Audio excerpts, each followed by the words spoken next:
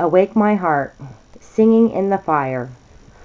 For our light affliction, which is but a moment, worketh for us a far more exceeding and eternal weight of glory. 2 Corinthians 4:17. This matter of affliction, then, is one to which we ought to relate ourselves thoughtfully and prayerfully. We belong to the present bundle of life, which means for most of us a full share of those afflictions which come by natural processes. Some persons seem to think that the godly have more afflictions than the ungodly, but my own observations convince me otherwise. The ungodly bring upon themselves afflictions which we Christians are spared, and for which there is neither comfort nor remedy. Moreover, the desolateness of the ungodly, when severe afflictions lay them low, is sometimes awful to see. From time to time, however, come by way of human persecution.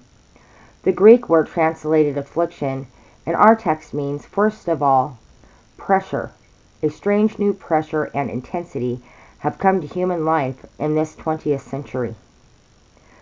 On the European continent and in other places, we have seen highly educated, scientifically intensified persecution of Jews and Christians alike. In other parts, there is a slow, grim, determined pressure against all forms of religion. Crises of outward persecution often call forth spectacular heroism, but long drawn out pressure is often more than flesh and blood can endure. But whether afflictions come to us by natural process or by way of human persecution, let us seek to bear them after the pattern of Paul as exhibited in our text.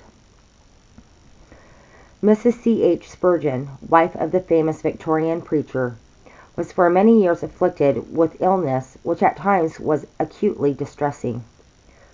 One wintry evening, as the deeper darkness drew on, she lay on her couch, much discouraged, and wondered again why such lingering affliction should be allowed to frustrate the service she would fain have been rendering to the Lord's servants. Suddenly she heard a clear musical sound like the thrill of a robin, but surely no robin could be singing out there in such a wintry darkness. Again the plaintive melodious notes stole into the room, and then she found to her surprise that they came from the fireplace. The fireplace was letting loose the imprisoned music from the heart of an old oak log which was burning there. The old oak had garnered up that song in the days when all went well with him, when birds twittered merrily on his branches, and the soft sunlight flecked his leaves with gold. But since then he had grown old and hardened. Ring after ring of knotted growth had sealed up the long-forgotten melody, until at last the fierce tongues of the flames consumed his callousness, and enabled him to sing his sweetest song even amid self-sacrifice. Singing in the fire, says Mrs. Spurgeon. If that is the only way to get a song of praise from these apathetic hearts, then let the furnace be heated 7 times hotter than before. For our light affliction, which is but for a moment, worketh for us a far more exceeding and eternal weight of glory.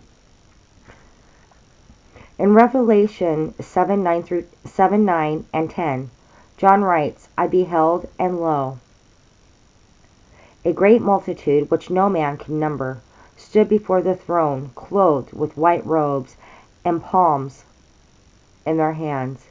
It would be wonderful to wave our palm of final victory then, but that which prepares us for it is our learning here and now to say hallelujah through our tears.